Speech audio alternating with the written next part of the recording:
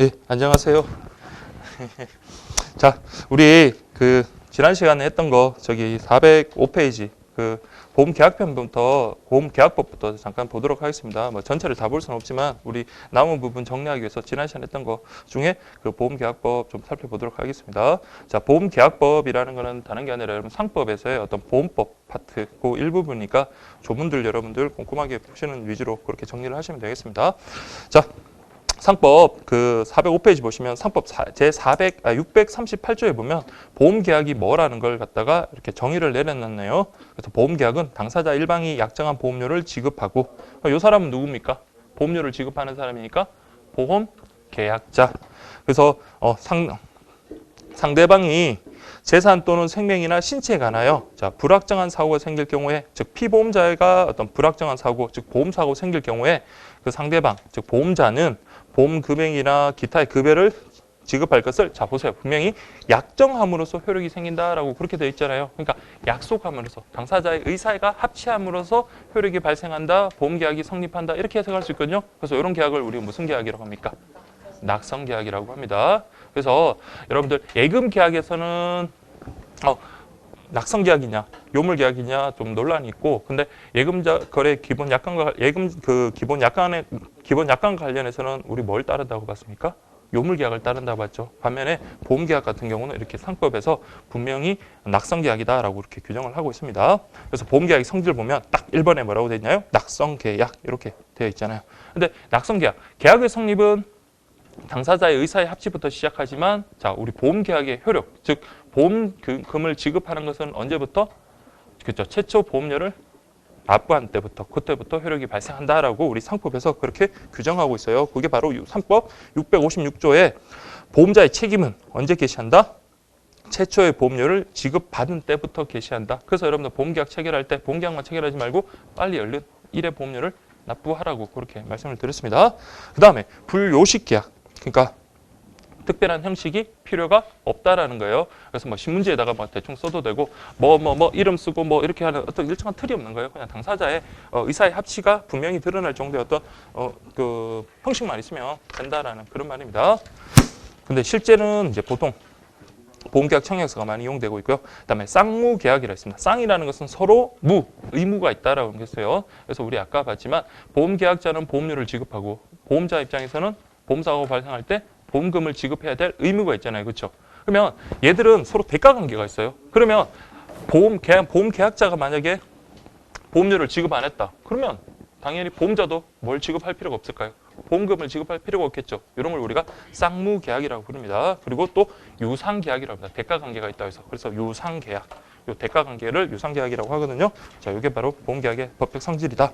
그 다음 부합계약성이라고 되어 있는데 그 부합계약성은 우리가 아무래도 다수를 상대로 하다 보니까 약관을 갖다가 만들어가지고 그렇게 계약을 체결한다 그랬죠. 사람마다 다른 이런 계약을 체결하기는 그렇잖아요. 그래서 일정한 틀을 만들어가지고 객관적으로 비슷비슷하게 그렇게 계약을 체결을 합니다. 그래서 다만 이제 부합계약에서는 약관을 사용하다 보니까 약관 해석의 원칙상 해석의 내용이 불분명하면 누구한테? 작성자한테 불이익을 책임을 준다라고 그렇게 했습니다. 그 다음에 상행위성. 당연히 보험사는 우리 상인으로 보기 때문에 그러니까 어떤 신속한 거래를 요하거든요. 그러다 보니까 이거는 상법 규정이 적용된다. 그 다음 보험계약이 이제 특징들이네요. 보시면 독특한 특징 사행계약성이다. 그래서 이거는 아무래도 이거는 어떤 우연한 사고의 발생을 전제로 하기 때문에 사행계약성이라고 그러고요. 그 다음에 이게 보험금을 지급받는 게 한 사람만의 문제가 아니라 보험계약자 다수의 어떤 단체와 관련되기 때문에 이거는 최대한 선의와 윤리를 요구한다. 최대 선의성, 윤리성 이런 것들을 요구한다라고 했습니다. 그 다음에 보험계약은 우리가 물건을 사는 것처럼 한 번 돈을 주고 물건을 지급받는데 끝나는 게 아니라 일정한 기간 동안 계속 계약이 효력이 지속이 되는 거잖아요. 그렇죠? 그렇기 때문에 이건 계속 계약성의 어떤 성질을 가진다라고 그렇게 했습니다.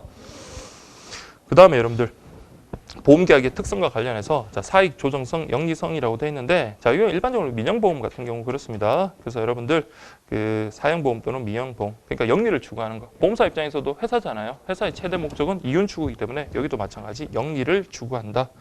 그렇게 보시면 되겠습니다. 그래서 우리 공용보험 같은 경우는 좀 성질이 다르다라는 거 그렇게 좀 보시면 되고요. 그다음 아까 말씀드린 것처럼 단체성 해가지고 우리가 비록 보험사하고 즉 보험자와 보험계약자가 1대1로 계약을 체결하지만 그 보험계약자는 한 사람이 아니라 뭡니까? 무수히 많은 단체를 구성한다라고 그랬죠. 그래서 이런 단체성, 그 다음에 기술성이라고 했습니다. 그래서 보험료를 산정하는 것은 그 수지 상등의 원칙이나 대수의 법칙에 따라 가지고 그렇게 어떤 기술적인 요소를 발휘해 가지고 보험료를 책정하고 보험금도 금액도 책정한다라고 했습니다. 그 다음에 역시 뭐 사회성과 공공성이 특히 강조되는 게 바로 보험계약의 특성이다. 이건 굵은 글씨 위주로 보험계약의 특성 이렇게 한번 보시면 됩니다. 그 다음에 보험금을 받는 자를 지정하지 않은 경우라고 되는데, 자 여기서 이제 여러분들이 좀 잘 알아두셔야 된다라고 그랬죠. 그래서 자 원칙적으로 여러분들 보험금을 받는 자를 뭐라고 합니까? 보험 수익자라고 하잖아요. 그렇죠? 보통은 계약 체결할 때 보험 수익자를 지정하는 경우가 많은데 보험 계약자가 보험 수익자를 아직 지정을 안 하는 경우도 간혹 있습니다. 그래서 그럴 때 근데 보험 수익자를 지정을 안 했는데 보험 사고가 발생했어요. 특히 생명보험과 관련해 가지고는 자 우리 피보험자가 사망을 했습니다. 그때는 이제 누가 피보험자의 상속인이 그렇죠. 보험금을 수령한다라는 거. 특히 이게 이제 가장 중요합니다. 그래서 여러분들 이걸 꼭 좀 기억을 해두시고, 다음에 생존 보험금 같은 경우는 자 생존 그러니까 피보험자가 살아 있어요. 그 기간까지. 그러면 살아있는데 그 피보험자한테 줄 이유는 없는 거거든요. 그래서 이때는 계속 보험료를 납부했던 보험계약자한테 주는 게 어떤 당사자의 의사에 합치에 부합하지 의사에 합치되지 않느냐. 그래서 보험계약자. 그다음 뭐 상해 같은 경우는 다친 사람한테 주는 게 제일 좋겠죠. 그러니까 그런 피보험자다라는 거 기억을 하시고요. 그다음 상법 제 733조와 관련해 가지고 자, 보험 계약자 같은 경우는 보험 수익자를 지정 또는 변경할 권리가 있는 사람입니다. 이게 이제 가장 기본적인 거예요. 그래서 1항은 그렇게 기본 원칙을 정했고 2항 같은 경우는 보험 계약자가 제1항의 지정권을 행사하지 아니하고 사망을 했다면 피보험자를 보험 수익자로 하고 그래서 보험 수익자를 갖다가 자, 지정을 안 했어요. 근데 피보험자를 보험 수익자로 하고 자, 이때는 아까랑 다르게 뭐 어떤 경우를 했습니까? 보험 계약자가 먼저 사망한 경우를 했죠. 그래서 보험 수익자를 지정 변경할 수 있는 사람이 보험 계약자인데 그걸 지정 변경할 수 있는 사람이 사망해 버렸어요. 그러면은 피보험자가 뭐가 된다? 보험 수익자가 된다라는 거. 요 조문까지는 좀 꼼꼼하게 좀 보실 필요가 있습니다. 그렇게 하시면 되겠습니다. 만약에 변경권을 행사하기로 했는데 변경권 행사 안 했다?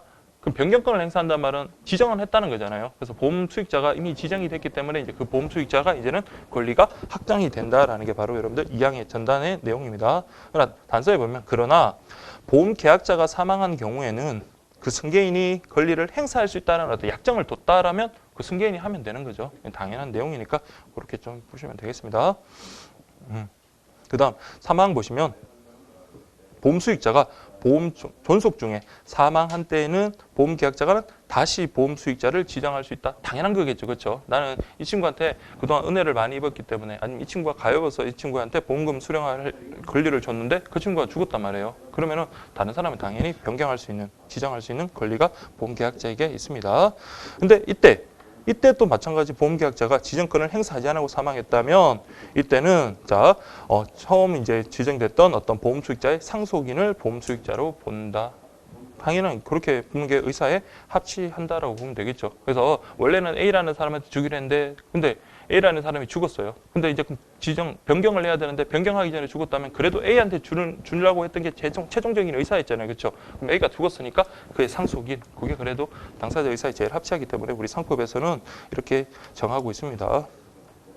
4항을 보시면 보험계약자가 제2항과 제3항의 지정권을 행사하기 전에 어떤 보험사고가 생긴 경우에는 그냥 피보험자 또는 보험 수익자의 상속인을 보험 수익자로 한다라고 그렇게 되어 있으니까 이렇게 좀 확인하시면 되겠습니다.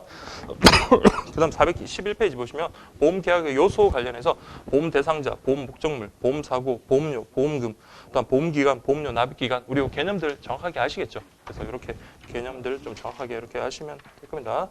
자, 그리고 이제 중요한 게 여러분들 보험 계약의 성립과 철회라고 했습니다. 특히 그 보험 계약의 어떤 거절하고 여러분들 철회 있잖아요. 요거는 좀 구분하시라 했죠. 저 나름대로 이게 이제 중요하다고 생각이 되는데 아직 기출은 안 됐으니까 이제 한번 좀 기출 될 때가 됐다고 생각이 듭니다. 자, 거절은 여러분 누가 하는 겁니까? 일단 청약은 누가 하는 거예요? 직접 보험 계약자가 하는 거잖아요. 그래서 보험자가 이제 심사를 하고 난 다음에 당신 우리 보험 이 상품에 못 받아주겠어요라고 거절을 했다면, 자 보험료를 받았다면 받은 그만큼 그대로 돌려주는 게 아니라 거기에다가 뭐까지 1% 가산이자 그동안의 기간 동안 이자에다가 1%의 어떤 복리 계산한 그 금액을 돌려준다라고 했습니다. 반면에 내가 나 이 보험 가입할래요라고 청약을 했다가 그쪽에서 심사가 끝나기 전에 뭡니까? 미안한데 내가 그거 다시 걷어드릴게요. 보통 걷어드릴게요 여러분 취소할게요 말을 하는데, 그때는 취소라는 말이 엄밀히 말하면 뭡니까? 취소라는 것은 계약이 성립하고 난 다음에 말을 하는 인정이 되는 건데, 아직 그 당사자가 승낙 여부를 결정을 안 한 상태잖아요. 그러니까 청약을 하고 난 다음에 그것을 다시 어떻게 한 거예요? 철회한 거거든요. 이때 철회는 누가 하는 겁니까? 보험 계약자가 하는 거예요. 그러면 보험 계약자는 자 낸 보험료만큼만 돌려받는 게 타당하겠죠. 그래서 보험사 입장에서는 받은 보험료만을 돌려준다라는 거, 그렇게 좀 보시면 되고요. 그 다음에 그 30일 이내, 이것도 조문이거든요. 그래서 보험자는 시간을 너무 끌면 안 돼요. 자, 보험계약자가 나 보험계약 가입하고 싶습니다 라고 청약을 했다면 최소한 며칠 이내, 30일 이내 승낙을 할 건지 거절할 건지 말을 해주고, 그런 30일 기간이 도과를 해버리면 어떻게 한 걸로 본다? 승낙한 것으로 본다라는 거. 거절한 것으로 본다. 이런 식으로 시험에 나올 거예요. 그래서 꼭 좀 기억을 하시면 되겠습니다.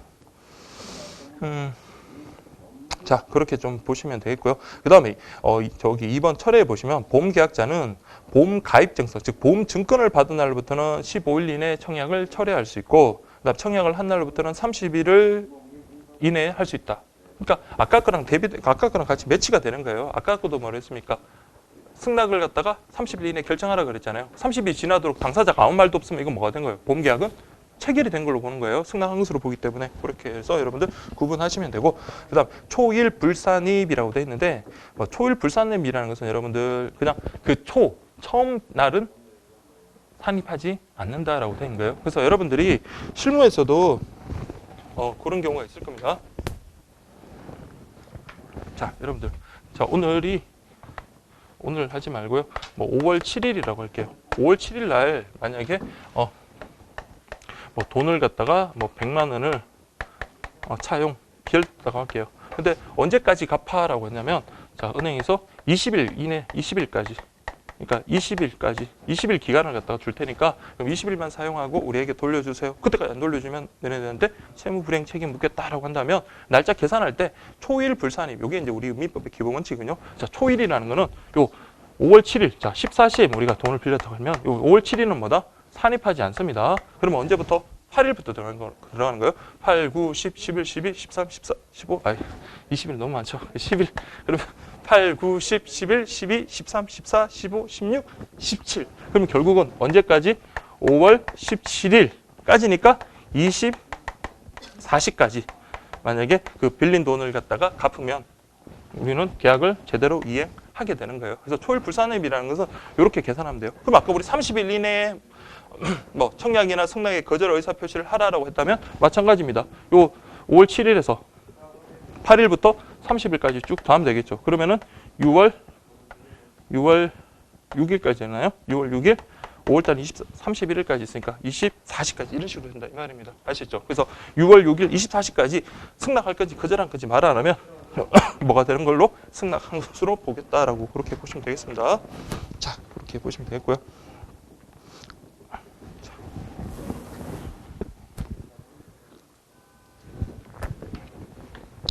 자, 밑에 그 조문 한번 보시면 보험계약의 성립과 관련해서 그 굵은 것이 보면 30일 이내에 상대방에 대해서 납부의 통지를 발송하인다.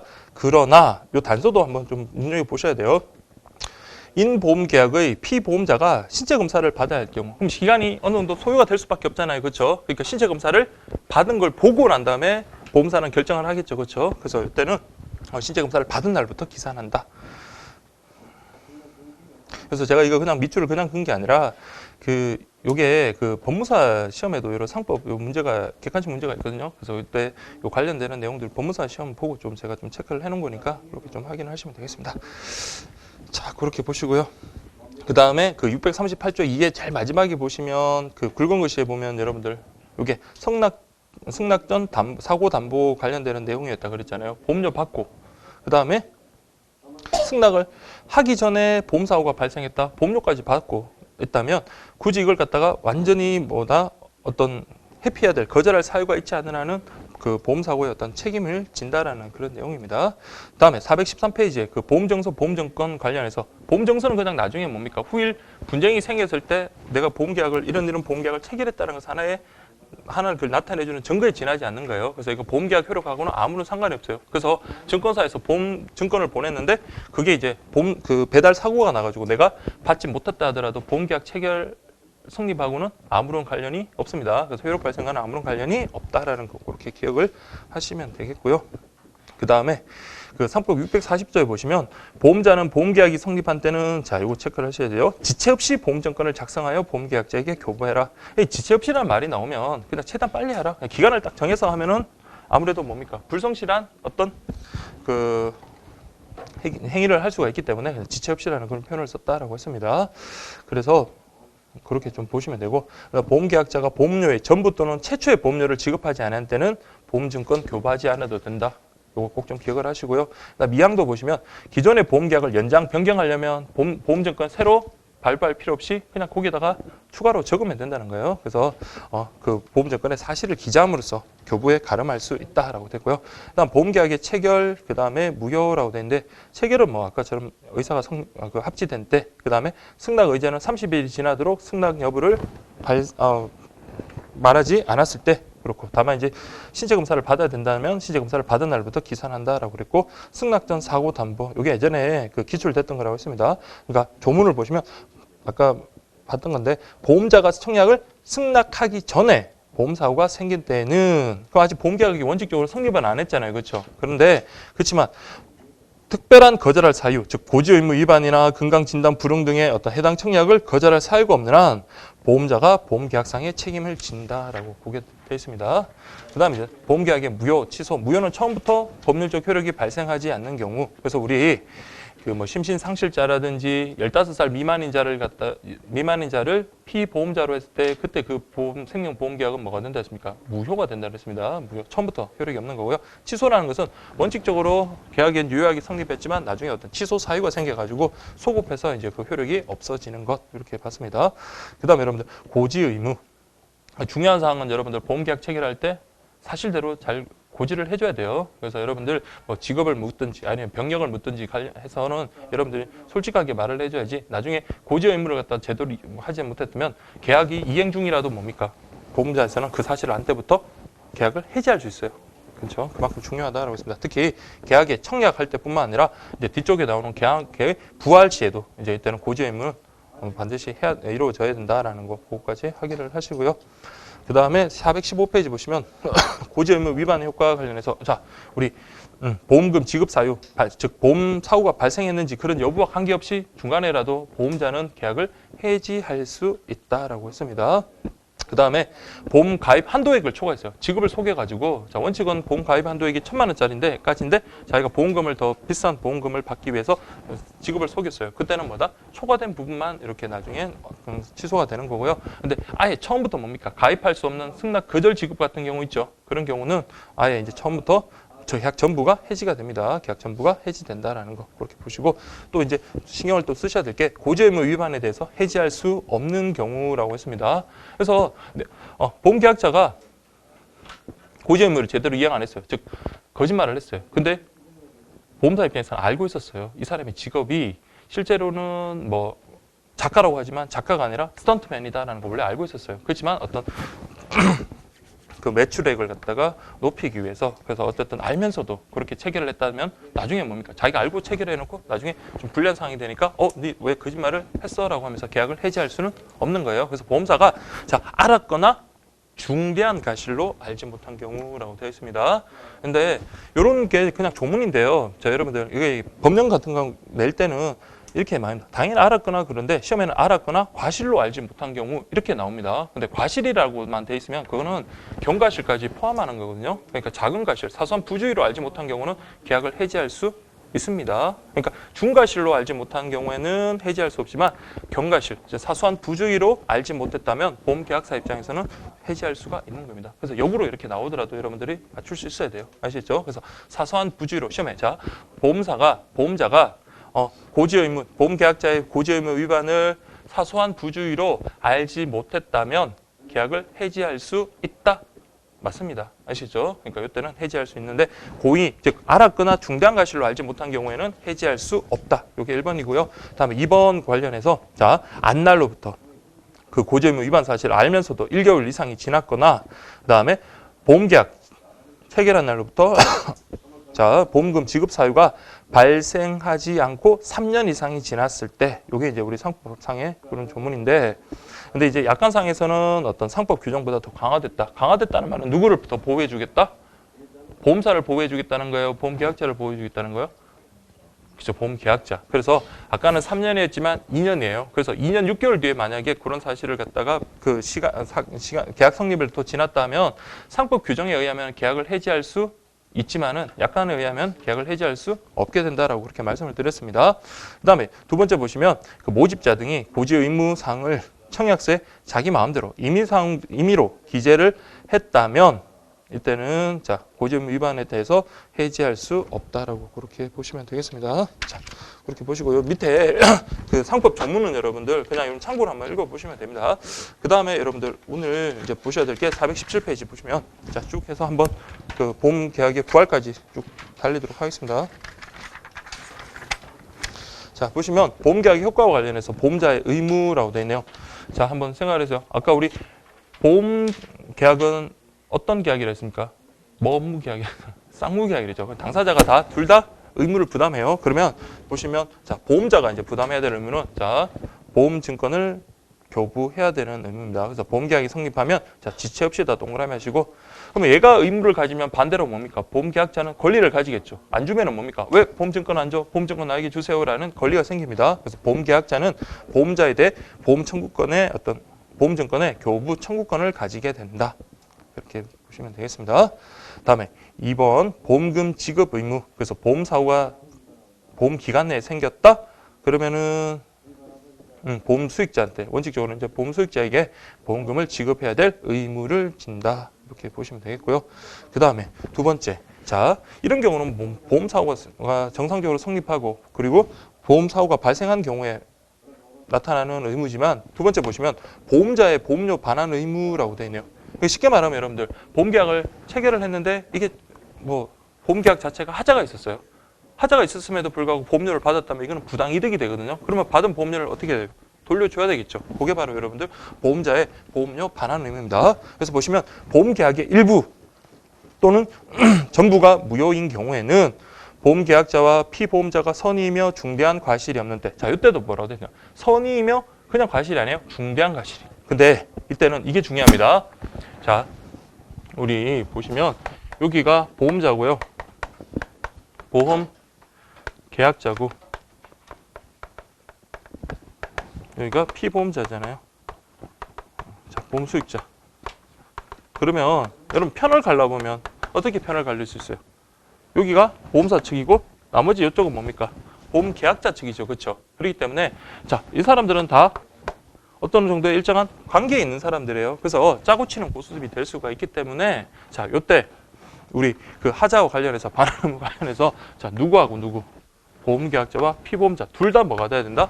선의이면서 중대한 과실이 없어야 돼요. 선의 중대한 과실이 없어야 돼요. 그러니까 반대로 생각하면 알았거나 중대한 과실이 있는 경우는 안 된다 이 말이에요. 그래서 선의이며 중대한 과실이 없는 때는 그 받은 보험료를 어떻게 해라? 돌려줘라. 무효니까 당연히 이제 그걸 지니고 있을 만한 어떤 법적 권리가 없기 때문에 다시 돌려줘야 되겠죠. 자, 그렇습니다. 근데 이게 제가 말씀드리고 싶은 거는 보험 계약자와 피보험자 둘 다 그래야 된다는 거예요. 그래서 한 명만 뭐 선의이고 중대한 과실이 없다라고 주장하더라도 얘가 악이면 보험료 돌려달라고 말을 못한다 이 말입니다. 그래서 와라는 말이 중요합니다. 엔드라는 말이 중요해요. 엔드라는 게 중요합니다. 그래서 보험계약자와 피보험자 둘 다 이래야 된다는 거. 선의 중대한 과실 없다입니다.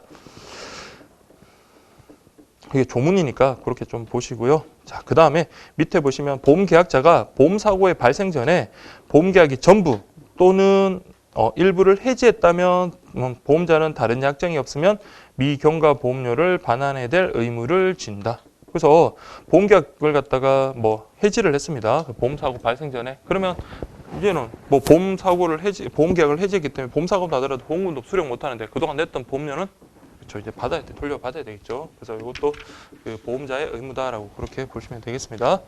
자, 그래서 상법 649조에 제가 요즘 체크를 했는 게, 자, 이거는 여러분들 보세요. 보험사고가 발생하기 전에는 보험계약자는, 자, 동그라미 해주죠. 언제든지 계약의 전부 또는 일부를 해지할 수 있다라는 거. 그러니까 계약을 갖다가 계속 유지할 건지 해지할 것인지는 보험계약자의 자유입니다. 마음이면. 그래서 언제든지라는 그 표현 좀 기억을 하시고요.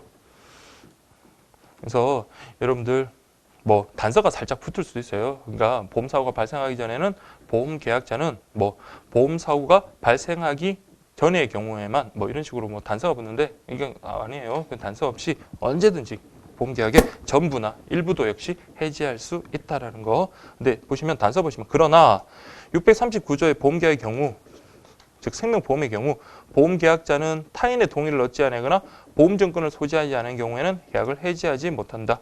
자, 이 경우 해지는 언제든지 할 수 있지만 보험 수익자도 여러분들 이제 하나의 좀 기대를 가지고 있겠죠. 그러니까 뭐 얘들이 어떤 관계에서 이런 관계가 성립됐는지는 모르겠지만 분명히 보험 수익자 입장에서는 보험사고가 발생하면 나는 보험금을 받는다라는 기대를 가지고 있는데 얘가 마음대로 보험계약을 해지하면 보험 수익자가 그동안 가졌던 기대권은 무너지게 되잖아요. 그렇죠? 그래서 이럴 때는 누구의 보험 수익자의 동의를 얻고 오도록 하라고 합니다. 그래서 보험 증권을 소지하거나 아니면 그 동의를 갖다가 얻지 않는다면 안 된다라고 그렇게 보시면 되겠습니다. 그 다음에 생명보험의 경우 보험자는 보험계약이 해지되었거나 보험금 지급이 면책된 경우에는 소위 보험료 적립금을 반환할 의무가 있다. 뭐 아까 봤던 그대로 보험료 이제 계약이 해지됐다면 적립됐던 보험료는 반환해야 되겠죠. 자, 그다음에 여러분 보험자의 면책 사유. 자, 여러분들 이걸 이제 여러분들이 그 보험계약 체결할 때 잘 보라 그러잖아요. 그래서 분쟁이 많은 게 바로 이것 때문이죠. 분명히 보험계약 정식적으로 정상적으로 성립했고 보험료를 갖다가 계속 꾸준하게 냈음에도 불구하고 보험사고가 발생했는데도 보험금을 제대로 못 받는 경우가 많잖아요. 그러면서 보험사와 어떤 분쟁이 되게 많이 발생하는 게 보험사 입장에서는 뭐 면책 사유를 갖다가 드림입니다. 그래서 면책 사유 보세요. 법정 면책 사유 중에 도덕적 책임이라고 되어 있네요. 그래서 보험사고가 보험계약자, 피보험자, 보험수익자 등 보험가입자 측의 고의 또는 중과실로 의한 경우 어떤 의미인지 알겠죠? 그래서 자, 요 사람들 중에 어떤 고의나 중대한 과실로 보험사고가 발생한 거 쉽게 말하면 거의 사기 보험이잖아요. 그죠? 사기. 그러니까 이런 경우에는 자, 보험금 지급 책임을 면한다. 됐죠? 근데 여러분들 자, 우리 예금 계약도 그렇고 보험 계약도 그렇고 입증 책임 나오면 언제나 다 어디? 금융기관 쪽으로 가면 돼요. 여기도 마찬가지. 자, 도덕적 위험에 대한 면책 사유의 입증 책임은 누구에게 있다? 보험자에게 있으며 보험계약자나 피보험자 또는 보험수익자 중에 어느 한 사람의 고의나 중과실이 있으면 이거 역시 성립한다. 아시죠? 이때는 셋 다 고의 또는 중과실이 있어야 되는 게 아니라 이때는 뭐다? 한 명만이라도 이런 식으로 어떤 고의로 사고를 냈다든지 그렇게 한다면은 보험자 입장에서는 뭐다? 보험금을 전부 또는 일부를 지급하지 않을 수 있어요. 지급하지 않는다라는 거. 자, 이렇게 표현들 꼭 좀 기억을 하십시오. 이때는 요 세 명 다 이렇게 아까 앞에 그거랑 비교를 좀 하셔야 돼요. 그래서 보험료 반환 의무와 관련해서 그거랑 이런 무효했을 때 보험료 반환 의무랑 비교를 좀 하시고요. 자, 그 다음에 두 번째 법정 면책 사유 중 전쟁 위험. 자, 이거 보세요. 여러분들 만약에 보험사고가 여러분 전쟁에 의해서 발생했다 그러면 보험사는 어떻게 될까요? 망해버리겠죠. 그렇죠. 목숨이 많은 생명 뭐 한 번에 보험금이 막 왕창 쏟아질 수 있잖아요. 그래서 이런 면책 사유를 갖다 뒀습니다. 그래서 보험사고가 전쟁, 기타의 별난으로 인하여 생긴 때는 당사자 간에 다른 약정이 없으면 보험자는 보험 금액을 지급할 책임이 없다. 그래서 만약에 전쟁 날걸 대비해서 여러분 보험금 받고 싶으면 어떻게 해야 돼요? 따로 특약을 들어야 돼요. 다른 약정이 없으면 그랬으니까. 그럼 당사자 간에 다른 약정이 있으면 뭡니까? 전쟁이 일어나서 그로 인해서 보험사고가 발생했다 하더라도 보험금을 수령할 수 있는 거예요. 그러니까 조문을 그렇게 여러분들 해석하시면 되겠습니다. 자, 그 다음에 여러분들 그 4번 보시면 보험계약자 등의 의무. 그럼 보험계약자의 가장 중요한 의무는 그렇죠. 보험료를 지급해야 되는 그런 의무입니다. 그러니까 보험료 지급 의무. 그래서 보험료는 보험금에 대한 대가 관계이기 때문에 그렇죠. 그래서 보험료를 지급을 해야지만 나중에 보험금을 우리가 수령할 수 있습니다. 그래서 이의 지급은 보험자의 책임 발생의 전제가 되는 것이다. 자, 보험료 지급은 원칙적으로 지참 채무이지만 당사자의 합의나 보험 모집인의 관행을 통하여 주심 채무로 될 수 있다. 요거 별표 치십시오. 자, 하나 더 여쭤보겠습니다. 자, 기억이 가물가물하시죠? 자, 그래서 보험 계약이 나올 때는 여러분들 예금 계약하고 좀 구분하셔야 돼요. 자, 우리 보시면 보험 계약. 지금 우리가 이제 보험 계약을 하니까 보험 계약은 자, 원칙적으로 여러분들 자, 그 보험료 지급 보험 계약에서의 보험료 지급과 관련해서 자, 이건 무슨 채무라고 되어 있습니까? 자, 지참 채무예요. 지참 채무. 자, 이거 원칙은 지참 채무다. 자, 여러분들 지참 채무라는 게 뭐였나요? 자, 돈 받을 사람, 돈 줄 사람. 자, 돈 받을 사람은 채권자고 돈 줄 사람은 채무자예요. 지참 채무를 어떻게 해라? 지참해서 주라. 그럼 누가 주는 거다? 채무자가 채권자한테 찾아가서 직접 줘야 되는 거예요. 그래서 우리가 보험료를 지급할 때는 자, 여러분들이 보험 계약자고 제가 만약에 보험자라고 하면 여러분들이 어떻게 해야 돼요?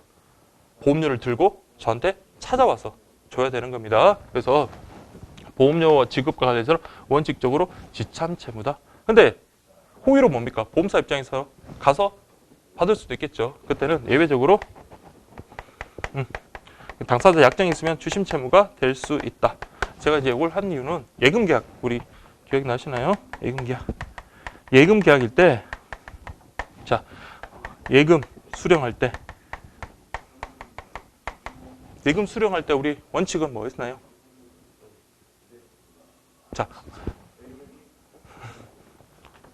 말은 하고 싶은데 자신이 없죠. 자신 있게 말하십시오. 자, 원칙은 자, 생각을 해보세요. 자, 우리가 적금을 타야 돼요. 돈을 찾을 때 은행이 우리한테 직접 와서 은행이 채무자잖아요. 돈을 예금을 수령할 때 그렇죠? 은행이 직접 우리한테 와서 돈을 줍니까? 아니면 우리가 직접 채권자인 우리가 직접 가서 돈을 받는 게 원칙이에요. 그래서 직접 돈을 받는 거니까 이거 원칙은 뭐다? 주심 채무인 거예요. 근데 또 역시 마찬가지 예외적으로 당사자 약정이나 이런 게 있으면 지참 채무 될 수 있다. 은행에서 직접 갖다 줄 수도 있다는 거예요. 그래서 이때는 채무자가 누굽니까? 요 보험료 지급 관련해서 돈을 지급해야 될 채무자는 보험료니까 보험 계약자가 그렇죠. 그래서 이거는 뭐다? 보험 계약자가 직접 들고 가서 보험사에게 내는 거고 그 다음에 예금 계약 같은 경우는 채무자 은행이죠. 은행 우체국이나 은행. 그래서 이때는 은행이 직접 와서 주는 게 아니라 우리가 직접 채권자인 우리가 그 예금자가 직접 가서 수령한다. 그래서 주심 채무. 요거 여러분들 헷갈리시면 안 돼요. 그러니까 이렇게 이해를 하시고 여러분 다르다라는 거 정리를 하셔야지 시험장에서 여러분 이렇게 나와버리면 여러분 틀립니다. 자, 그렇게 요거 필기하는 동안에 제가 그 페이지 한번 좀 찾아볼게요.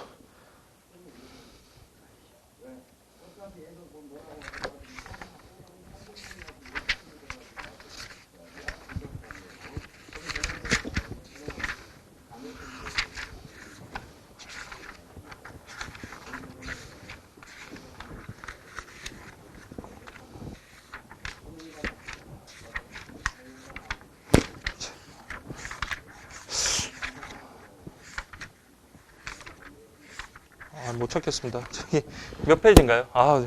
다른 수업에 보면 어떤 한 분은 정말 제가 말만 하면 그냥 바로바로 찾는 분이 있어가지고 그분에 자꾸 의존하던 습관이 돼가지고 제가 찾지를 못하겠어요.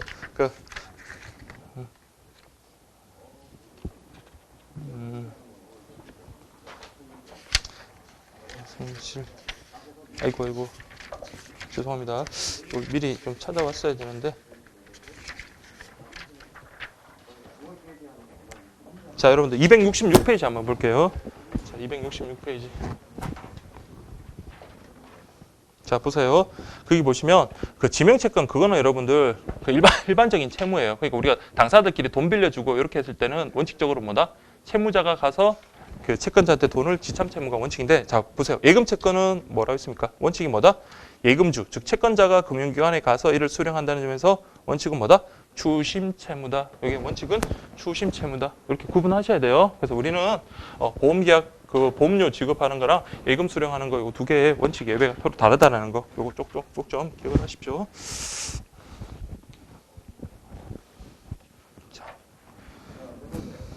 그 다음에 여러분들 다시 419페이지로 돌아와서 보험료의 지급 시기 보세요. 실제 보험 실무에서는 보험계약 청약서와 보험료 전부 또는 일회 보험료를 선납하는 관행이 행해지고 있으나 원칙적으로는 계약자는 어떤 계약 체계로 지체 없이 보험료 전부 또는 일회 보험료를 납부해야 한다라고 이렇게 상법 조문에는 그렇게 되어 있습니다. 자, 그래서 우리 보통 관행적으로는 첫 번째 보험료를 빨리 내면 빨리 낼수록 좋잖아요. 그죠? 보험 그 책임 기간이 개시가 되기 때문에 그러니까 그렇게 되어 있다. 이제 분할 지급의 경우에는 이해 이후에 계속 보험료는 약정한 납입기일에 납부해야 한다. 그래서 우리 뭐 매달 며칠 날 내세요. 뭐 이체가 되기도 하고 그렇게 되는 거잖아요. 근데 그 조문에 그 굵은 글씨 한번 좀 볼게요. 근데 보험 계약을 체결했습니다. 근데 보험 계약은 체결했는데 보험료를 갖다가 보세요. 계약 성립 후 2월, 즉 2개월이 지나도록 최초에 보험료를 납부 안 했어요. 보험료 한 번도 납부를 안 하면 그 계약은 뭐 된 걸로? 해제된 것으로 본다라고 이렇게 우리 조문에서 이렇게 나타내고 있습니다. 물론 다른 약정이 있으면은 상관은 없겠지만 보험계약 체결하고 내가 6개월 뒤에 그때 보험료를 납부할게요. 뭘 그렇게 해도 됩니다. 근데 그런 말이 없다면 그런 합의가 없다면 자 어떻게 2월에다 좀 체크를 하십시오. 자 그렇게 좀 보시면 되겠습니다. 그 다음에 보험료 납입 비체의 효과라고 되어 있습니다. 보험계약에서 최초 보험료라고 하는 것은 위험 보장의 개시와 동시에 그 전에 납입하는 일시 납입 보험료 또는 분할 납입료의 제1회분을 의미한다. 다 같은 말이에요. 첫 번째 내는 거. 그래서 1회 보험료다. 그래서 보험자의 위험 보장 개시 여부를 기준으로 최초 보험료와 계속 보험료의 구별이 이루어진다라고 그렇게 지금 되어 있네요. 그래서 이게 뭐냐면 자 최초 보험료라는 건 뭡니까? 돈을 딱 내는 순간에 보험자의 책임 기간이 개시되는 게 바로 최초 보험료고요.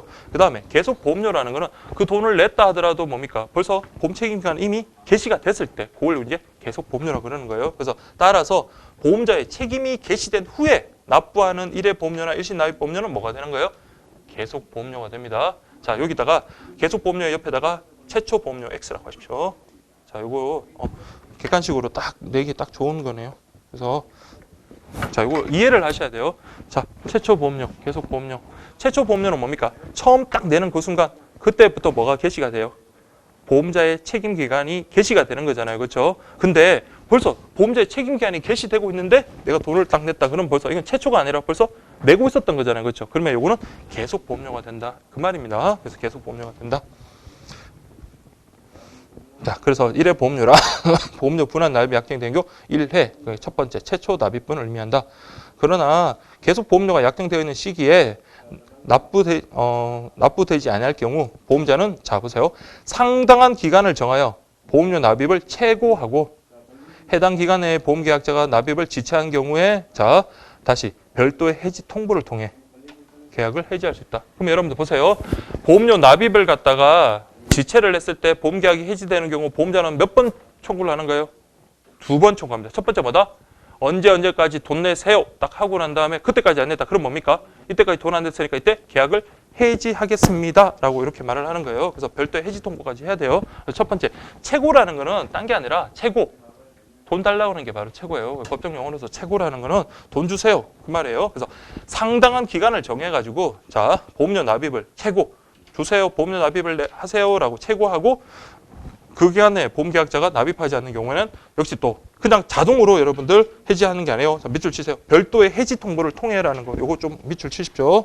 그래서 여기는 별도의 해지 통보 없이라는 거 이렇게 나올 수 있어요. 그래서 별도의 해지 통보 없이가 아니라 또 뭐다?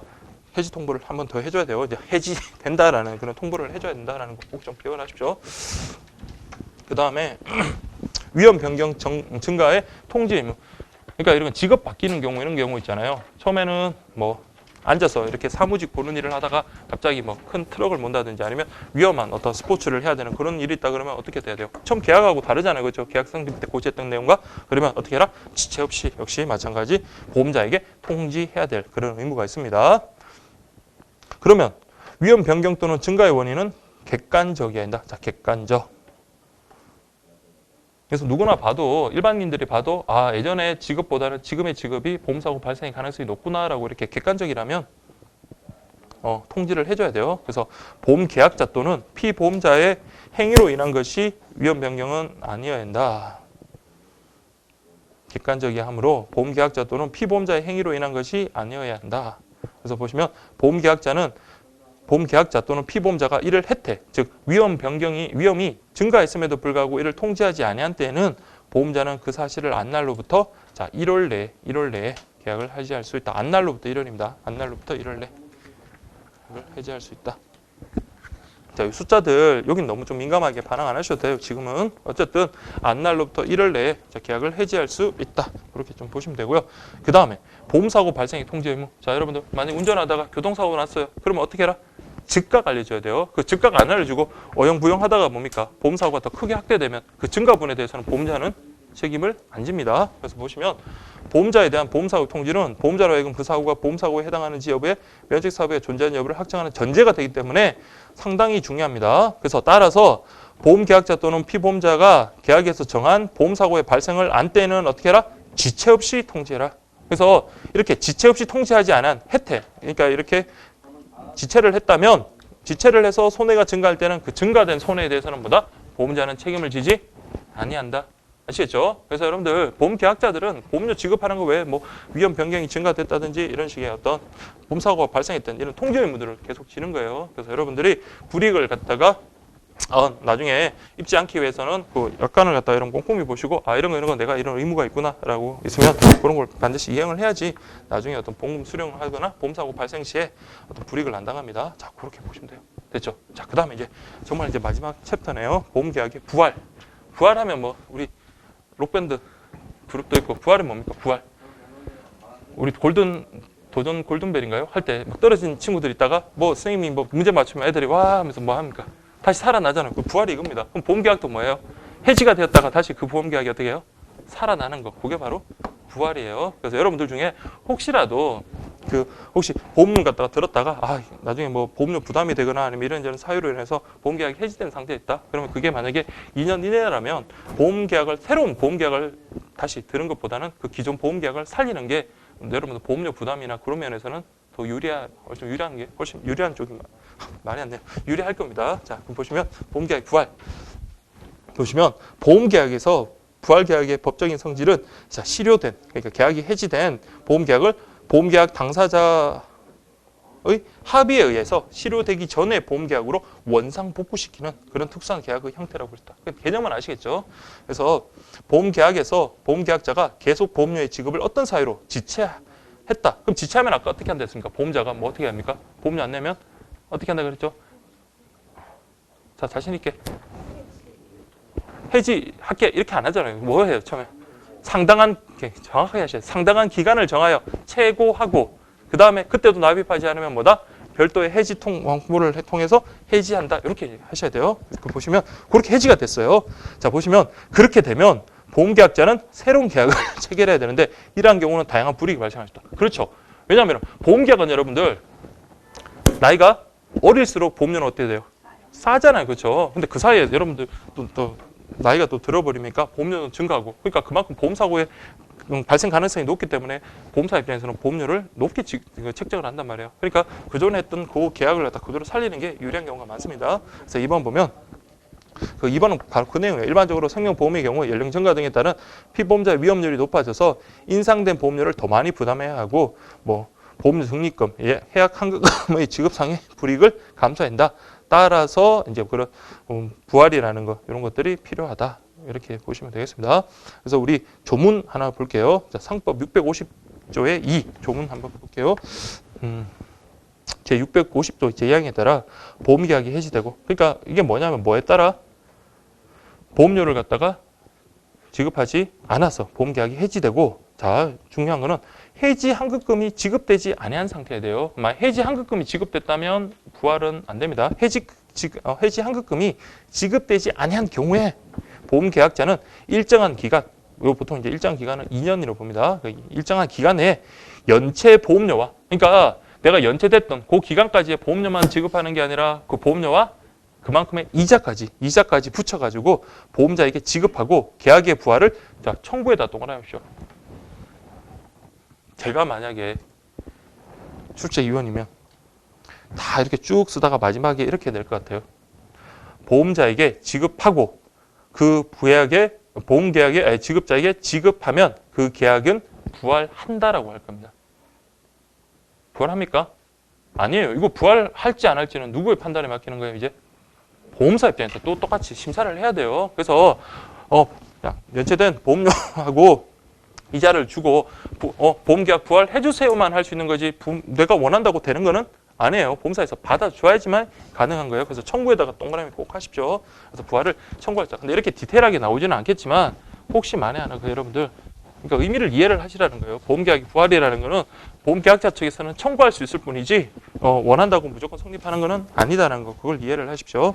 그러면은 그냥 보험계약은 부활이라는 건 여러분들 이렇게 그냥 보시면 되겠어요. 자 보시면 보험료 보험계약이 성립했습니다.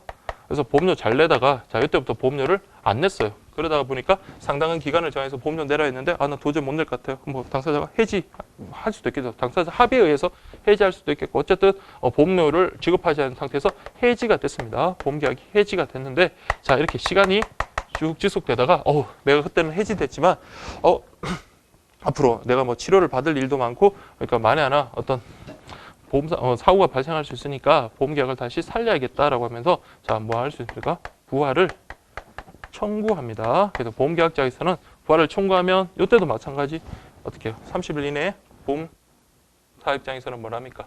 승낙 여부를 결정해야 되겠죠. 이때는 승낙 이렇게 해줘야지만 이때 이제 뭐가 됩니까? 보험계약은 부활하는 거예요. 아시겠죠? 자 이렇게 됩니다. 근데 문제는 자, 요 해지된 상태에서 아까 조건이 뭐라고 했습니까? 뭐를 받지 말아야 된다? 해지 환급금을 받지 말았어야 되고요. 그 다음에 자, 이런 경우 있잖아요. 해지하고 난 다음에 갑자기 여기서 사고가 발생했어요. 보험사고가 발생했습니다. 그러면 이 부분에 대해서 나중에 이렇게 소급해가지고 이 부분에 대해서는 보험금 탈 수 있을까요? 없을까요? 없겠죠. 이렇게 되면 보험사 망하겠죠. 해지하고 난 다음에 보험사 오너가 무조건 또 보험계약 어떻게든 서류 잘 꾸며가지고 청약해가지고 승낙하고 이렇게 보험계약이 부활돼가지고 여기에 대한 보험금을 타버리면은 많은 다른 손해 피해자가 생기기 때문에 이 부분에 대해서 즉 보험계약을 해지하고 승낙된 이 부분 여기까지죠. 죄송합니다. 여기까지 이 부분에 대해서는 보험금 지급 보험사고 나더라도 보험금 지급을 안 합니다. 그래서 이렇게 좀 보시면 되겠습니다. 그래서 자 부활의 요건 첫 번째 보시면 아까도 마찬가지지만 보험계약 체결 시뿐만 아니라 부활에도 뭐 필요하다? 고지 의무 부담한다 그랬죠. 중요한 사항에 대해서 고지 의무 부담한다. 다음에 또한 보험계약자가 제2의 이유에 계속 보험료를 납부하지 아니함으로써 보험계약이 해지되거나 실효된 경우로서 해지 환급금이 지급되지 않았어야 한다. 그 다음에 일정한 기간 내에 자 청구할 때 그냥 말로서 청구하면 안 되고 어떻게 해라? 요때 밀린 보험료하고 거기에 대한 연체 이자들 있죠. 이자들을 함께 주면서 청구를 해야 돼요. 보험자에 납부하고 보험 부활을 청구하고 그 다음에 누가? 보험자가 승낙해야 됩니다. 보험회사가 승낙해야지만 이 보험계약이 부활하는 거예요. 자, 그렇게 보시면 되겠습니다. 역시 마찬가지는 보험계약자의 부활 청구로 보험자가 약정 이자를 첨부한 연체 보험료를 받은 후에 역시 마찬가지예요. 얘가 청구를 했는데 30일이 지나도록 아무런 말이 없다. 그러면 이때도 승낙한 걸로 보여요. 그래서 이때도 보험계약은 부활한다. 그래서 보험자의 승낙이 의제되고 해당 보험계약은 부활한다. 되시죠? 예, 그렇게 좀 보시면 되겠습니다. 그래서 부활 청약 심사를 하는 경우, 즉 얘가 원한다고 무조건 성립하는 게 아니라 여기서 승낙을 갖다가 보험자 입장에서 결정하도록 하는 이유는 다른 선의의 피해자들을 양산하지 않기 위한 거다라는 그 내용이에요. 박스에 있는 거는. 자, 그 다음에 보시면 부활의 효과. 자, 부활의 효과는 부활되면 그러니까 말 그대로 부활이니까 처음에 내가 체결했던 계약하고 어떤 동일한 내용의 계약이 이때부터 시작이 되겠죠. 그래서 보시면 부활은 실효된 보험계약의 효력을 원래대로 복구시키는 것이므로 실효되기 이전의 보험계약과 동일한 내용의 보험계약을 계속 유지하게 된다. 그렇게 보시고요. 그렇지만 해당 보험계약을 부활하였다 하더라도 보험계약이 실효된 이후, 즉 해지, 실효된 이후에 부활될 때까지 기간 내에 발생한 보험사고에 대해서는 자 보험자가 책임지지 아니한다. 이해되시죠? 예, 그렇게 보시면 정말 다 정리가 다 됐습니다. 이러면 이제 보험계약 다 끝났고요. 그리고 이제 그 보험계약 이런 이론을 바탕으로 이제 우리 여러분들이 만약에 이제 합격하시면 뭐 실무를 다루게 된다면 이런 상품을 갖다가 이제 뭐 좀 안내도 하고 이렇게 해야 되겠죠. 그래서 여러분들 우체국 보험 상품 보시면 엄청 많습니다. 엄청 많은데 요거는 이제 좀 쉬었다가 그렇게 좀 보도록 하겠습니다.